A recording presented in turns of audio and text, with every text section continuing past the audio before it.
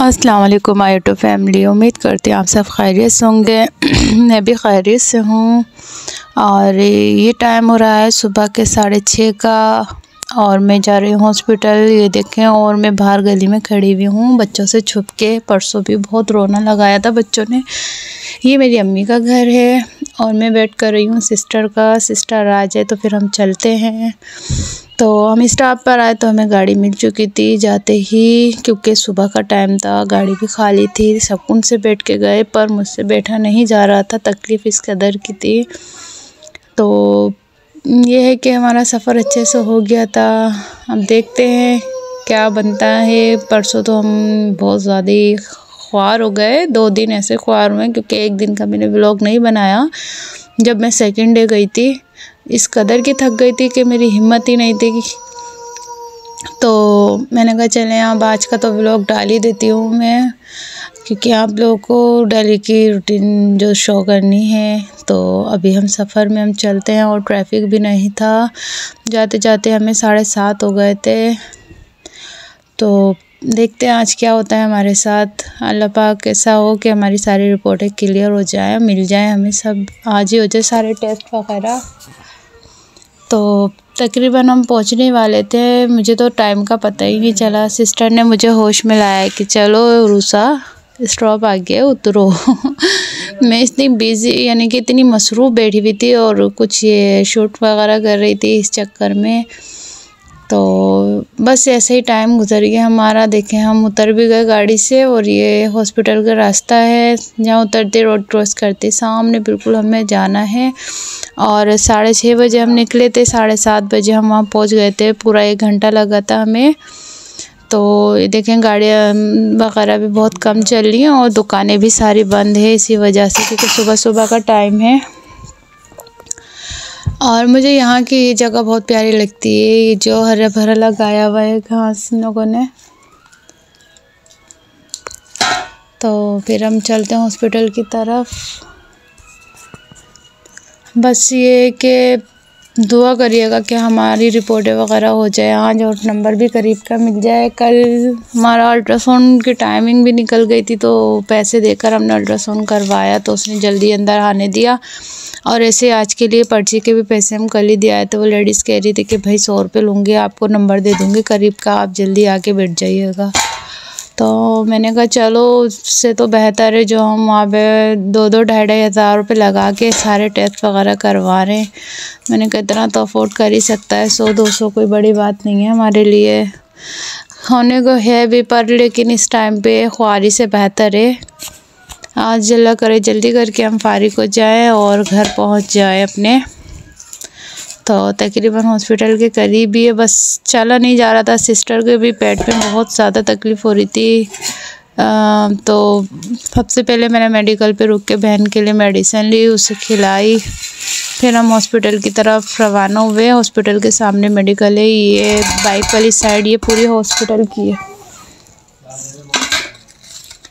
तो ये हॉस्पिटल आ चुका है हमारा तकरीबन, और चीज़ वाले भी सुबह ही सुबह मिल जाते हैं यहाँ पर। चला नहीं जा रहा था, इस कदर की थकन थी ना मेरी 2 दिन की, अल्लाह माफ़ करे। फ़र्स्ट टाइम इतना ख्वार हुई हूँ, जलील हुई हूँ हॉस्पिटलों में। और देखें हॉस्पिटल में 7:30 बजे भी कितना रश है। लोग यहाँ 4-4, 5-5 बजे, 3 बजे इस तरीके से आके बैठ जाते हैं, लाइनों में लग जाते हैं, क्योंकि गरीब आवाम क्या कर सकती है। अभी यहाँ पे सामने आपको दिख रही है, ये सारी ना ओपीडी की पर्ची की लाइन लगी हुई है। और अभी ओपीडी की टाइमिंग स्टार्ट भी नहीं हुई है और ना ही पर्ची देने वाली आई है। अभी जो ओपीडी की पर्ची बनेगी वो भी नहीं आई है। 7:30 हो रहे, 8:30 बजे ये ओपन होगा। देखें कितनी आवाम खड़ी हुई है। बस ये कि 100 रुपये देने के लिए मेरी ये लाइन में लगने से बचत हो गई। तो बस अब मैं यहाँ खड़ी हूँ। सिस्टर वो लेडीज़ों के उस साइड पे गई है पर्ची लेने, ठीक है। तो काफ़ी देर हो गई थी मुझे इंतज़ार करते हुए, तो मैंने कहा चलो फिर अब मैं भी जाके देख कर आऊँ कहाँ रह गई सिस्टर। वहाँ जाके बैठ गई। बहुत ज़्यादा कैफियत उनकी टाइट हो रही थी तबीयत की वजह से। तो यहाँ इतना रश था, बाबा भगा रहे थे यहाँ पे जो खड़े हुए थे चौकीदार। तो तकरीबन हमें नंबर मिल चुका था। फिर ये देखिए ओपीडी के लिए बाहर लेडीज़ें खड़ी हुई हैं सारी, के ओपीडी खुलेगी तो अंदर जाएंगे। सब टोकन ले लेके लाइनों में बैठ गई थी। यहाँ पर भी हमें खड़ा नहीं होना पड़ा तकरीबन ना। तो ऐसे ही हो गया हमारा काम। लाइन में लगे रहे कि किसी को पता नहीं चले, शो नहीं हो। जब दरवाज़ा खुला तो हम सबसे पहले अंदर गए। मैंने दिखा दिया था, मेरा पहला नंबर था। फिर उन्होंने मुझे कुछ टेस्ट लिख के दिए कि ब्लड टेस्ट कराओ और दिल की धड़कन की यानी कि वो पट्टी निकलवा के लाएँ। ये चीज़ें होंगी क्लियर तो फिर हम आपको ऑपरेट की तारीख देंगे। तो फिर हम यहाँ से पूछते पूछते गए कि भाई ये कहाँ पर है, यानी कि दिल की पट्टी निकलवानी है, ये कहाँ पर है। तो कोई कुछ बता ही नहीं रहा था। हमें नहीं पता। उसके बाद फिर हम जो ख्वार हुए इसके लिए 2 आइटम के लिए फिर फटाफट हमने ब्लड टेस्ट करवाया। उससे फारिग हुए। तकरीबन ये 11:30 का टाइम है। फिर हमने समोसे वगैरह लिए, भूख के मारे। आप ही की भी हालत टाइट हो रही थी। मैंने तो फिर नाश्ता कर लिया था। तो आप ही ने ये लिया, आप ही ने वहाँ पानी भरा। फिर मैंने मेडिकल की दवाइयाँ ली और फिर हम बैठ गए गाड़ी में। तो अब ये गाड़ी का सफ़र हम कर रहे हैं। बहुत खुशी हो रही थी मुझे, हम जल्दी फ्री हो गए और गाड़ी में पंखा भी लगा हुआ था। तो तकरीबन आज हमारी मेहनत रंग ले आई और हम यानी कि कामयाब हो गए। तो फिर मैंने कहा चलें क्यों ना ये भी शूट करें सफ़र में। और आगे के बैक फ्रंट साइड पे बैठी हुई थी मैं, तो और शूट करने में मज़ा आया। और मैंने खूब इसमें छोटी छोटी क्लिप भी बनाई और वो मैंने टिकटॉक पे छोड़ी। इस तरीके से मैंने सारा काम किया। तो अभी ये हम लालू खेत से काफ़ी पीछे ही हैं, वहीं करीब किए। और ये सैराबकोट का पुल है शायद, मुझे इतना ख़ास पता भी नहीं है रास्तों का। तो सिस्टर ही लेके गई थी, मतलब घर के पास से W11 में बैठते हैं, हॉस्पिटल के सामने उतरते हैं। फिर वापसी वहाँ से W11 में बैठते हैं, घर के सामने उतरते हैं, मतलब गली के। लेकिन हॉस्पिटल के पास से जब W11 में बैठना पड़ता है ना तो काफ़ी चलना पड़ता। आगे कट से मिलती है, वापसी उसी रूट पे नहीं मिलती वो।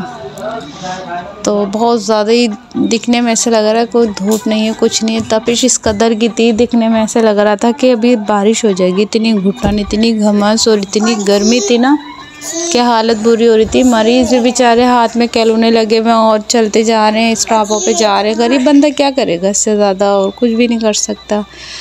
अब ये है कि सारे काम हो गए, आप लोग की दुआएं रंग ले आई। तो ये है कि अब मैं आज अपने घर भी चली जाऊंगी वापसी। यहाँ से जाके थोड़ा आराम करूँगी, बच्चों को सुलाऊंगी। उसके बाद ठंडे टाइम अपने घर जाऊंगी और मैं खुद ही जाऊंगी अकेली बच्चों को लेके, क्योंकि इनके पापा आएंगे देर से। हम बस में गाने भी चल रहे थे, खूब मज़ा आया। घर पे आराम किया, बच्चों को सुलाया, मैं खुद सो गई। फिर आ गई हूँ मैं घर, 4 बजे निकली थी। आके मैंने फिर हिम्मत करके सफाई की। घर बहुत गंदा हो रहा था धूल मिट्टी से। और डॉक्टर ने कहा कि अगले बुध को आना, अब आपकी रिपोर्टें वगैरह आ जाएंगी, सब चीज़ें साथ लेकर आना। अगर सब क्लियर होंगी तो फिर आपको डेट देंगे ऑपरेशन की। आगे किसी चीज़ की कमी पेशी होगी तो फिर देखते हैं क्या होता है। तो आप लोग किसी दुआओं में याद रखें मुझे कि सब कुछ साथ खैरियत से हो जाए। बस मेरी ये तकलीफ़ से मुझे निजात मिल जाए। बहुत ज़्यादा तकलीफ़ होती है तो मेरे फेस वगैरह सब सूज जाता है और खाया पिया नहीं जाता, जिसकी वजह से उल्टी वगैरह हो जाती है। अभी 5 दिन की उन्होंने दवाई दी और 8 दिन के बाद बुलाया है, देखते हैं फिर क्या होता है। बुध को जाऊंगी तो फिर पता चलेगा रिपोर्टों के बारे में। और 5 टेस्ट ब्लड के लिए उन्होंने मेरे, और धड़कन की पट्टी निकाली है। देखो अब क्या होता है। आप लोग दुआओं में याद रखना अपनी सिस्टर को, अल्लाह पाक सब साथ खैरियत से कर दे।